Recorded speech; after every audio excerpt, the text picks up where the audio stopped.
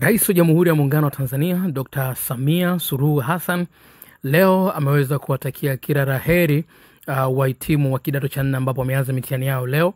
Kupitia ukurasa wake wa Instagram, Rais Samia ameandika, "Ninawatakia kila la heri wanafunzi wote 595,816 wa kidato cha 4 ambapo leo mnaanza mitihani wa kuhitimu elimu ya sekondari katika shule za sekondari 5,868 nchini.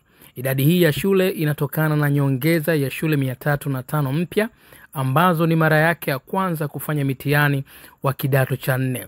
Shule hizi ni matokeo ya kazi tunayoendelea kufanya kuhakikisha kila mtoto wa Tanzania ana uhakika na kupata elimu bora. Mwenyezi Mungu mtukufu aliyewaongoza tangu elimu ya awali hadi leo awajalie utulivu, muifanye na kukamilisha vyema hatua hii muhimu kwenye maisha yenu."